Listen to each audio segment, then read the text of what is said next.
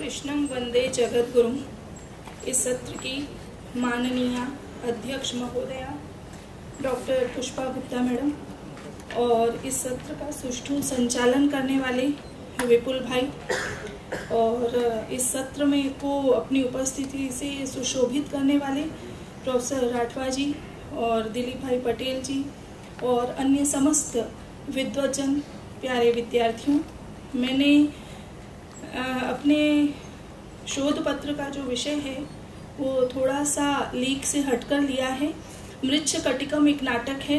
संस्कृत साहित्य से जो परिचित हैं और जो अल्प परिचित हैं वे भी जानते हैं कि शूद्रक एक कवि हुए हैं, उनके द्वारा मृच्छकटिकम नामक नाटक की रचना की गई है और उस नाटक में मुख्य धारा से इतर जो पात्र हैं, नायक और नायिका, नायिकेतर जो पात्र हैं, उन पात्रों का चारित्रिक विश्लेषण, ये मैंने अपने शोध पत्र का विषय लिया है। और क्योंकि मैंने कल भी निवेदन किया था कि यद्यपि मेरा संबंध जो है वो भारतीय दर्शन से है विशेष रूप से, परंतु ये वसंत भट्ट साहब की कृपा है मेरे ऊपर कि उन्होंने मुझे संस्कृत नाटक के प्रति मेरी रुचि जागृत की। और जब भी पाटन आने का अवसर प्राप्त होता है तो मेरे मन में ये भाव आता है कि संस्कृत नाटक पर ही कुछ कहना चाहिए अथवा अध्ययन करना चाहिए। संस्कृत नाटकों की समीक्षा के यद्यपि अनेक आयाम हैं, पर उनमें से सर्वाधिक महत्वपूर्ण आयाम है पात्रों का चारित्रिक विकास। पात्रों के चारित्रिक विकास के माध्यम से भी हम नाटक की समीक्षा में प्रवृत्त हो सकते हैं और पात्रों में भी प्रायः आलोचकों का मुख्य ध्यातव्य समीक्षण नायक और नायिका ही प्रमुख रूप से रहते हैं। परंतु यदि हम सूक्ष्मेक्षिकया विवेचन करें तो हम ये पाते हैं कि मुख्य पात्रों के समकक्ष ही इतर पात्रों का भी चारित्रिक विकास कवि करवाता है।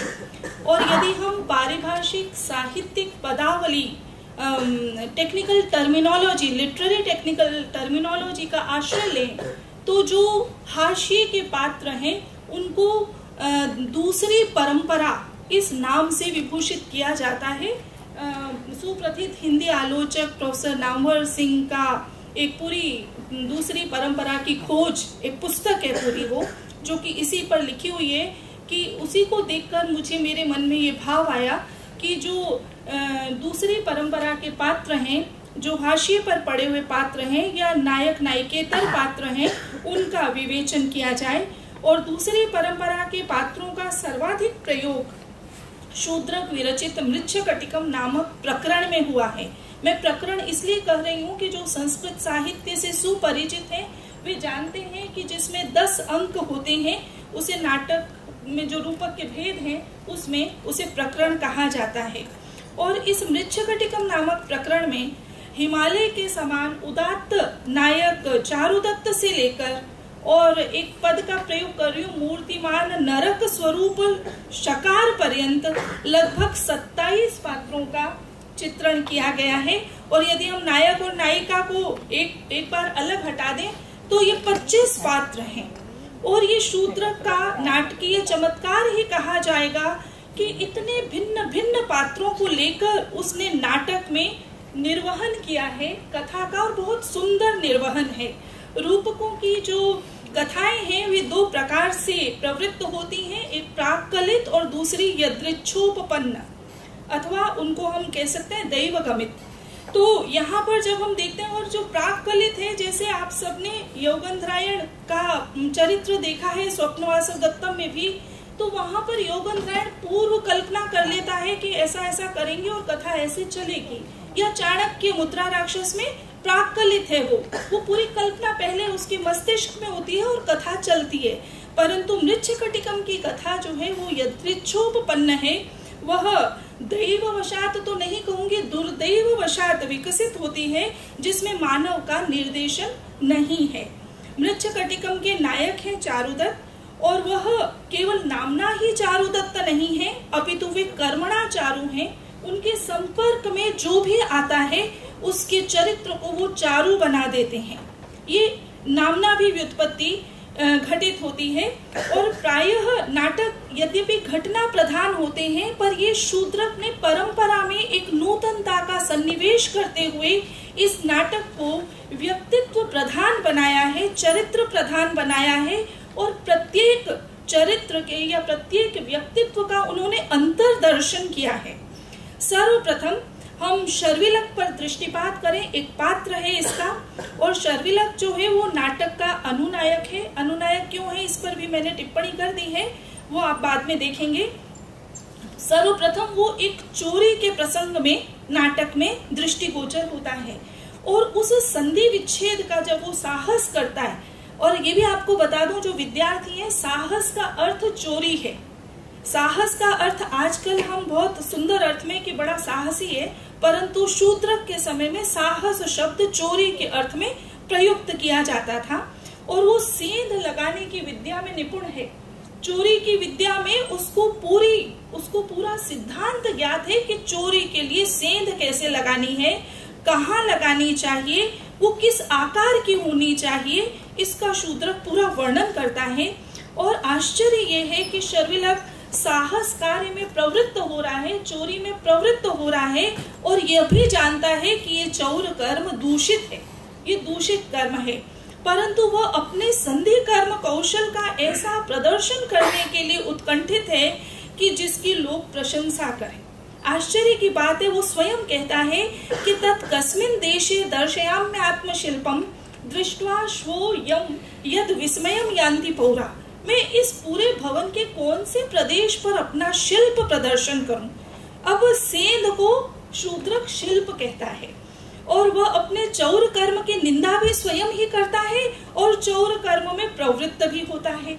ये एक अद्भुत विरोधाभास कवि यहाँ पर उपस्थापित करता है।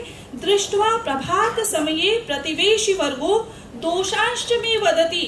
प्रातः काल जब अड़ोसी पड़ोसी उस सेंध को देखेंगे तो मेरे दोषों की कथन करेंगे कि देखो चोर चोरी करके ले गया, लेकिन क्या कहता है कि दोषांश में वदति कर्मणि कौशलम च, पर मेरी सेंध की प्रशंसा करेंगे कि वाह क्या सुंदर सेंध बनाई है। जब वह विदूषक मैत्रेय के हाथ से आभूषण ग्रहण करता है तो उसका पश्चाताप भी अद्भुत रूप से प्रकट होता है और कहता है कष्टम, कि बहुत कष्ट हो रहा है कि गणिका मदनिका के लिए ब्राह्मण कुल को घोर अंधकार में पतित कर दिया। अब शर्विलक स्वयं भी ब्राह्मण है और चारुदत्त भी ब्राह्मण है। अब यहाँ पर यद्यपि कोई भी टीकाकार ये नहीं कहेगा कि श्लेष है, परंतु यहाँ पर श्लेष है। दोनों कुलों को दोनों ब्राह्मण कुलों को अंधकार में पतित कर रहा है। और फिर उसके बाद एक विकल्प भी कवि प्रस्तुत करता है, अथवा आत्मा पातितः। ओहो, मैंने तो अपनी आत्मा का ही पतन कर दिया। तो कुल पतन से भी कहीं अधिक गर्हित है आत्मपतन।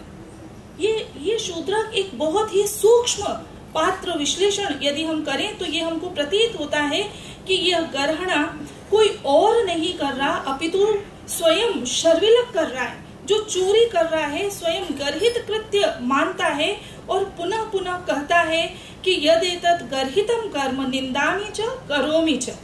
ये गर्हित है पर मैं इसकी निंदा करता हूँ, पर मैं कर भी रहा हूँ। ये स्वयं से स्वयं को विलग करके देखना, ये पात्र के चरित्र की पराकाष्ठा है, जो शूद्रक हमारे सामने एक शर्विलक के रूप में भी प्रस्तुत करता है। शर्विलक ने चोरी की विद्या का केवल सिद्धांत ही नहीं पढ़ा था, अपितु उस विद्या का व्यावहारिक अभ्यास भी किया था और अपने विशिष्ट कौशल का कैसे विशिष्ट रीति से व्याख्यान करता है, स्वयं की प्रशंसा करता है। और स्वयं की प्रशंसा करते हुए कहता है कि मार्जारः क्रमणे, मैं क्रम करने में बिल्ली के समान हूँ, मृगः प्रसरणे, प्रसरण में मृग के समान हूँ। पूरा अपना सारे जितने भी प्राणी हैं उनकी वो बड़ा श्लोक है छोड़ती हूँ। और शर्विलक ने यद्यपि साहस अर्थात चौर कार्य किया है, तथापि उसके कर्तव्य के प्रति भी वह पूर्णतः सजग है और वह धन के लोभ से नारी को, ब्राह्मण को उनकी पवित्रता का शील भंग नहीं करता है। कार्य विचारिणी मम मतिश् चौरेऽपि नित्यम स्थिता, ये उसका प्रतिज्ञा वाक्य है।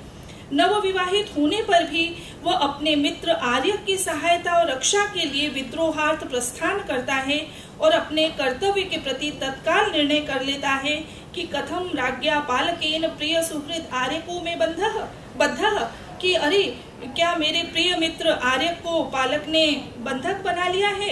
अभी अभी तो विवाह हुआ है। कलत्रवांश्चास्मि आह कष्टम अथवा द्वयम इदम अतीव लोके प्रियम नराणाम सुहृच वनिता च। लोक में दो ही सबसे अधिक प्रिय होते हैं, मित्र अथवा पत्नी। तो संप्रति तो सुंदरी नाम शतात अपि सुहृद विशिष्टतमा। अभी तो अगर सैकड़ों सुंदरियां भी मेरे पास हों तो मैं उन सब को छोड़ के अपने मित्र के लिए, मित्र की सहायता के लिए प्रस्थान करना ही श्रेष्ठ समझता हूँ अथवा वरणीय समझता हूँ। कवि शूद्रक के व्यक्तित्व का सर्वांगीण विकास हुआ था। यदि कवि का चरित्र बहुत अधिक विकसित होता है तो उसके नाटक में भी वो पदे पदे परिलक्षित होता है। वो केवल कवि ही नहीं था शूद्रक, केवल विद्वान ही नहीं था, अपितु वो युद्ध भूमि में शत्रुओं के दांत खट्टे कर देता था। और इन सब से अधिक जो उसका रूप था वह कलाकार रूप था, और वो कलाकार रूप होने के कारण वो पूरे प्रकरण में व्यक्त अथवा अव्यक्त रूप से शूद्रक उस कलाकार को रूप को प्रदर्शित करता है। और आप आश्चर्य करेंगे कि शूद्रक जब चारुदत्त के घर में सेंध लगती है तो शूद्रक को यह बताने में रुचि नहीं है कि चोर क्या ले गया, अपितु शूद्रक इसमें बहुत अनुराग रखते हैं कि सेंध किस कुशलता से बनाई गई है। ये शूद्रक की कला प्रियता है। मृच्छकटिकम में 3 चेट हैं, शकार, चारुदत्त और वसंत सेना के, और 2 विट हैं, शकार और वसंत सेना के। अब ये चेट और विट जो हैं ये किस प्रकार के पात्र हैं ये हम सब परिचित हैं। शकार का चेट जो है स्थावरक, वो इनमें से सर्वाधिक उत्कृष्ट व्यक्तित्व के रूप में चित्रित किया गया है। उसकी स्वामी भक्ति के प्रसंग में उसके आध्यात्मिक व्यक्तित्व का रेखांकन, सौंदर्य की सर्जना करता है। शकार जब कहता है कि गावौ मृतौ अपरौ क्रेष्यामि, यदि मेरे बैलगाड़ी की गाय मर जाएंगी तो मैं दूसरी खरीद लूंगा। यदि प्रावाहणक भग्नम अपरम घटिष्यामि, यदि ये बैलगाड़ी टूट जाएगी तो दूसरी बनवा लूंगा। और त्वं मृतः अन्यः प्रावाहण वाहको भविष्यति, और वो उसको कहता है चेट को कि अगर तुम भी मर गए तो मैं दूसरा कोई बैलगाड़ी खींचने वाले को बुला लूंगा। तो उस पर एक बहुत सुंदर उत्तर चेट देता है, और ये सब ध्यातव्य है कि सर्वम उपपन्नम भविष्यति अहम आत्मीयो न भविष्यामि। आप सब कुछ गाय भी ले आएंगे, आप बैलगाड़ी प्रावाहणक भी बना लेंगे, लेकिन मेरे जैसा आत्मीय चेट आपको सेवक नहीं मिलेगा। ये एक बहुत ही सुंदर उत्तर वो देता है। और इस पर मैंने ऐसी टिप्पणी सोची है कि उसका ये कहना है कि बाकी जितने मूर्त पदार्थ है उनका तो स्थानापन्न संभव है, पर जो अमूर्तता है, आत्मीयता की जो अमूर्तता है, उसका कोई स्थानापन्न संभव ही नहीं है। अथवा हम इसको इस रूप में भी कह सकते हैं कि यह शूद्रक का अथवा चेट का एक तरह से आध्यात्मिक कथन है। और ऐसी कल्पना यदि हम करते हैं तो हम ये सोच भी नहीं सकते हैं कि इस सामाजिक नाटक में चेट जैसा पात्र इस प्रकार की आध्यात्मिक पराकाष्ठा पर जाएगा, अथवा ये संकेत पाठक को और दर्शक वर्ग को भी शूद्रक चेट के माध्यम से प्रस्तुत करते हैं। इसी प्रकार से स्थावरक जो है वो स्वामी शकार का भी अनिष्ट संपादन से वारण करता है। स्वयं तो अनिष्ट नहीं करता, पर अपने स्वामी को भी अनिष्ट नहीं करने देता। और शकार जब उसको वसंत सेना को जान से मारने के लिए सुवर्ण का कंकण देने का प्रलोभन देता है, सभी चेटों में प्रधानत्व का भी प्रलोभन करता है, परंतु वह ऐसा दुष्कर्म करने के लिए असहमत होता है। तो सत्ता के प्रति प्रतिसत्ता रचने का जो सामर्थ्य है वो चेट नामक पात्र में शूद्रक प्रदर्शित कर देते हैं। और हम आज के युग में देखते हैं कि सत्ता के प्रति किस प्रकार से जो चरण संवाहन का या जो किस प्रकार से हम उसके आगे नतमस्तक हो जाते हैं सत्ताओं के आगे से, शूद्रक अपने चेट को भी ऐसा कार्य नहीं करने देता है। ये कितनी बड़ी एक संवेदना जो शूद्रक है वो अपने नाटक के माध्यम से प्रतिस्थापित करता है। और वह उसको कहता है, मना करते हुए कहता है, मैं वसंत सेना का वध जैसा ये दुष्कार्य नहीं करूंगा। कहता है कि प्रभवती भट्टकः शरीरस्य न चारित्रस्य, स्वामी आप मेरे शरीर के प्रति समर्थ हैं, मेरे चारित्र के ऊपर मैं आंच नहीं आने दूंगा, मैं कोई ऐसा कार्य नहीं करूंगा जिससे कि मेरे चरित्र पर आंच आए। ये भी पुनः मैं यही कहूंगी कि ये भी अमूर्त की स्थापना है। मूर्त का यहाँ पर निषेध या अवरत्व प्रदर्शित किया गया है। ये मर्म भेदक सूक्ति प्रतीत होती है। और इसी प्रसंग में वो ये कहता है कि देखो ये सूना निर्जन जंगल है, निर्मक्षिकम अत्र भवती, तो वो कहता है कि बिभेमी खलु अहम, नहीं मैं तो इस निर्जन जंगल में भी वसंत सेना का वध नहीं कर सकता। तो शकार पूछता है किससे डरते हो? तो कहता है परलोक से डरता हूँ। तो शकार कहता है कि परलोक क्या है? अब एक सामाजिक नाटक है, उसमें व्याख्या किसकी चल रही है? परलोक क्या है? तो कहता है परलोक का लक्षण अब चेट कर रहा है, ये शूद्र का वैशिष्ट्य। कहता है सुकृत दुष्कृतस्य परिणामः परलोकः, कि परलोक क्या है? सुकृत और दुष्कृत का परिणाम है। तो शकार पूछता है कि सुकृत क्या होता है? अब आप देखें ये वार्तालाप है, तो और सुकृत का लक्षण नहीं करता है, सुकृत का प्रयोग प्रदर्शित करता है कि जैसे आप, शकार को कहता है कि आप जैसे कि कितना सुख का भोग कर रहे हैं, ऐश्वर्य का भोग कर रहे हैं, ये सुकृत है। और कहता है दुष्कृत क्या है? कि जैसे मैं, तो तुम कैसे? तो कहता है कि परान्न भोजी हूँ, परपिंड भक्षक हूँ, ये दुष्कृत का परिणाम है। अब लोक को यदि सुकृत दुष्कृत परलोक समझाना है तो शूद्र की भाषा में समझाना है, उसमें दार्शनिक पदावली वहां पर काम नहीं आ सकती। तो हम ये कह सकते हैं कि शूद्र सामाजिक नाटक की रचना करते हुए किस प्रकार से दर्शन की व्याख्या कर रहा है, ये अद्भुत नाटक है। ये वस्तुतः चेट जैसे पात्र के चरित्र का उत्कर्ष है। केवल मुख्य पात्र ही अन्य पात्रों को प्रभावित नहीं करते, अपितु शूद्रक ने ये प्रतिपादित किया है कि दास वर्ग के अंतर्गत चेट एवं विट सदृश पात्रों के चरित्र का भी एक उच्च स्तर है, जो मुख्य पात्रों के चिंतन को भी आंदोलित करते हैं। और केवल मुख्य पात्रों के चिंतन को आंदोलित नहीं करते, अपितु पूरे दर्शक वर्ग के चिंतन को आंदोलित करते हैं। ये संस्कृत नाटक की वैशिष्ट्य है, जो हमें पदे पदे परिलक्षित होता है। वसंत सेना की हत्या के पश्चात शकार एकदा पुनः वसंत सेना के आभूषणों का उसे प्रलोभन देता है कि वह सत्य का उद्घाटन न करे, परंतु स्थावरक इस प्रकार के तुच्छ आलोचनों को, प्रलोभनों को ठुकरा देता है। और दास होने पर भी उसके चरित्र के इन गुणों के कारण वह अपने स्वामी शकार से भी उत्कृष्ट चरित्राधायक हो जाता है, ऐसा हमें प्रतीत होता है। और इसी प्रकार से शकार का जो विट है वो भी चरित्र दृष्टया उत्कृष्ट पात्र है। वह शकार फिर उसके बाद जब चेट नहीं मानता तो विट से अनुनय विनय करता है कि वसंत सेना का वध कर दो। तो उस समय वो ये कहता है कि एनाम अनागसम अहम यदि मारयामी केनाडुपेन परलोक नदीम तरिष्ये, यदि इस निरपराधा वसंत सेना का मैं वध कर देता हूँ तो कौन सी उडुपेन, कौन सी नौका से मैं परलोक नदी को पार करूंगा। ये भाषा है, और ये भाषा कौन प्रयोग कर रहा है? विट प्रयोग कर रहा है। अब ये शूद्र का वैशिष्ट्य है। तो इसके पश्चात वो कह रहा है तुम्हें कौन देख रहा है?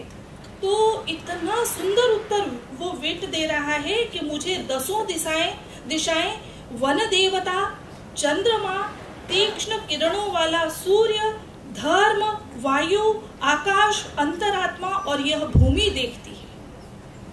अब आप ये देखें कि जब हम इस प्रकार के आज के युग में हमारा समाज जिस प्रकार के भ्रष्टाचरण में लिप्त है, उस समय अगर ये हम उनको पढ़ाएं कि तुम क्या भ्रष्टाचरण कर रहे हो, तुमको ये सब देख रहे हैं, और इन सब के अतिरिक्त किसी भूमि पर रहकर सूर्य और चंद्रमा के बिना तुम कभी भी कोई इस प्रकार का कार्य नहीं, तो जितने भी प्राकृतिक उपादान हैं उनमें कवि चेतनत्व की स्थापना करता है।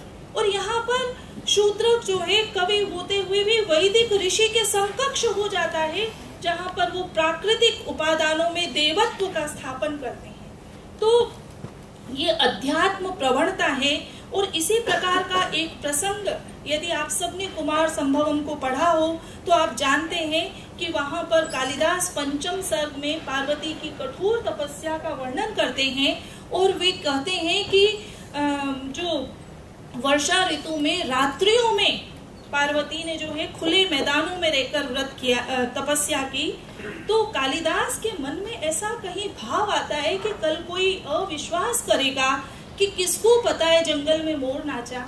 तो कालिदास उस समय ये कहता है कि पार्वती की इस प्रकार की वर्षा ऋतु में की गई तपस्याओं को रात्रियों ने, साक्षी रूप में रात्रियां उपस्थित रही, तो रात्रि कैसे देखेगी, रात्रि रूपी नायिका, तो वो देखेगी कैसे, तो कहा तडिन्मयी उन्मिषितई, वो विद्युत रूपी, जो रात में विद्युत चमकती है वर्षा काल में, विद्युत रूपी नेत्रों से उसने पार्वती को साक्षी रूप में देखा, वो गवाह रही।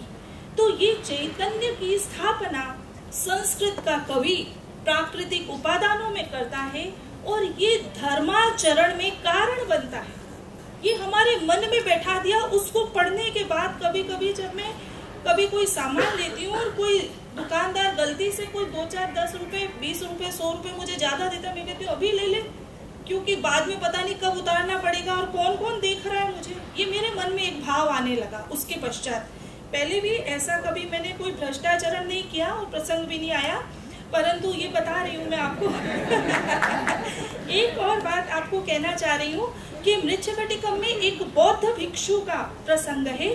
वो पूर्व में संवाहक के रूप में है और जुआरी है, द्यूत क्रीड़ा में प्रवृत्त रहता है, और उसका फिर रूप परिवर्तन ही नहीं होता, पूरा चरित्र परिवर्तन करवा देते हैं। और इससे भी कवि हमको एक बहुत बड़ा संदेश देते हैं कि जो द्यूत क्रीड़ा में व्यसन में रत है वो भी बाद में कितना उत्कृष्ट चरित्र का आधायक हो सकता है। और अष्टम अंक में वो भिक्षु बनकर कहता है कि शिरो मुंडितम तुंडम मुंडितम चित्तम न मुंडितम किम मुंडितम। अगर सिर मुंडा लिया और तुंडम मुंडितम, मुख के जितने भी प्रलोभन हैं भोजन इत्यादि के, उनसे भी मुक्त हो गए, परंतु चित्तम न मुंडितम, यदि चित्त को विषय वासनाओं से दूर नहीं किया, चित्त को नहीं मुंडा, तो फिर किम मुंडितम, फिर क्या मुंडा। ये एकदम से जैसे कबीर की जो एक संधान विधि जो उनकी दोहे हैं, बिल्कुल वैसा। तो ये वैचारिक उत्कर्ष और समाज में फैले हुए कर्म कांड पर भी एक बहुत बड़ा ये प्रहार वहां पर करते हैं। और एक बहुत भिक्षु का भी एक बहुत लंबा वार्तालाप है, मैंने पूरा लिया है, परंतु अब समय की सीमा से मैं उसको संक्षेप में कहती हूँ। और अंत में ये भी कहती हूँ कि चांडाल नामक पात्र के मुख से शूद्रक जीवन दर्शन का कथन करवा देता है। ये सब दूसरी परंपरा के पात्र हैं। और चारुदत्त के लिए जब मृत्युदंड की घोषणा होती है तो चांडाल द्वय का वार्तालाप है। और चांडाल कहता है एक प्रसंग पर, न खलु वयम चांडाला, हम चांडाल नहीं है, चांडाल कुले जात पूर्वापि, चांडाल कुल में उत्पन्न होने पर भी ये अभिभवंती साधुम ते पापास्ते चांडाला, जो सज्जनों का अभिभव करते हैं, तिरस्कार करते हैं, उनको कष्ट देते हैं, वे पापी हैं और वे ही चांडाल हैं। ये व्याख्या करवा देना चांडाल की। और एक तरह से जो वर्ण व्यवस्था की एक जो क्रम का पालन नहीं हो रहा था, हम जन्मना जाति को और वर्ण व्यवस्था को स्वीकार करने लग गए थे, तो प्रकारांतर से शूद्रक ने कर्मणा यहाँ पर जाति व्यवस्था का भी संकेत किया है। और ये एक बार नहीं किया है, दूसरी तीसरी अनेक बार किया है। और जो चांडाल है वो ये कहता है, जीवन दर्शन की बातें करता है, और वो कहता है चारुदत्त को संभालते हुए कहता है कि आकाश में स्थित सूर्य और चंद्रमा भी अस्त रूप विपत्ति का अनुभव करते हैं, तो मरण धर्मा मनुष्यों का तो क्या कहना, उनको तो करना ही पड़ता है। और फिर कहता है, लोके कोपि उत्थितः पतति कोपि पतितः उत्तिष्ठति, लोक में कोई उठकर गिरता है और कोई गिरकर उठता है, ये जीवन में चलता रहता है। और चांडाल के भी बहुत सारे इसमें कथन हैं जिनको मैं छोड़ती हूँ।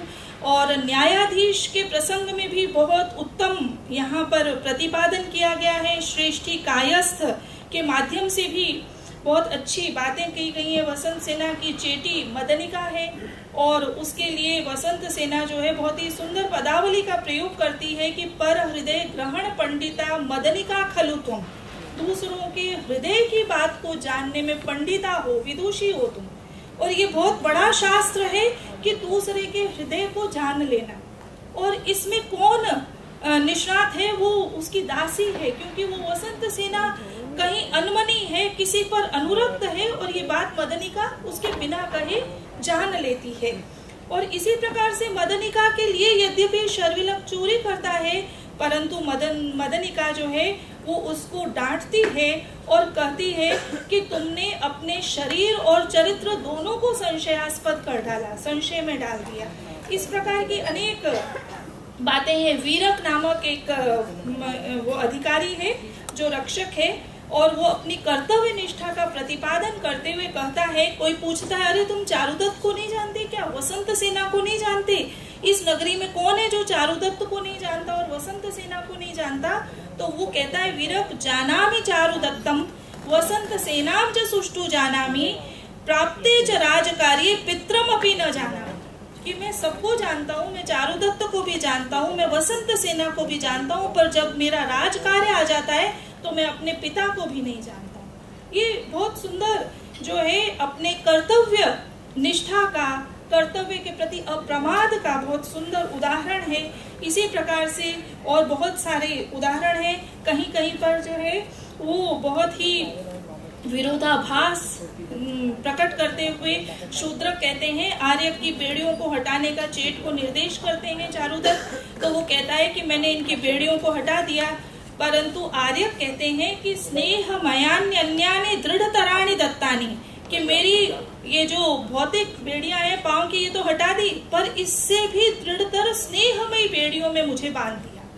तो ये मूर्त का यहाँ पर निषेध है और अमूर्त की स्थापना है। इसी प्रकार से वसंत सेना अपनी दासी को पूछती है कि क्या हम अभ्यंतर चतुशाला के भीतर प्रविष्ट हो गए? तो चेटी कहती है, न केवलम अभ्यंतर चतुशालकम सर्वजनस्यापि हृदय प्रविष्टा। आप केवल चतुशाला के भीतर ही प्रविष्ट नहीं हुई हैं, आप तो सभी के हृदय में प्रविष्ट हो गई हैं। इसकी भी मैंने बहुत सारी व्याख्या की है। और अंत में मैं ये कहना चाहती हूँ कि शूद्रक ने परंपरा का पालन करते हुए भी नूतन परंपरा का सूत्रपात किया है। गणिका का कुल वधु पर्यंत चरित्रोत्थान इससे पूर्व अशुद्ध ही था, कोई गणिका कुल वधु नहीं बन सकती थी, और शूद्रक ने अपूर्व साहस से उसको घटित कर दिया। इसी प्रसंग में उसने ब्राह्मण शर्विलक को चोर भी बना दिया, गणिका दासी को उसमें अनुरक्त करवाया और उस दासी को भी उसकी वधु बना दिया।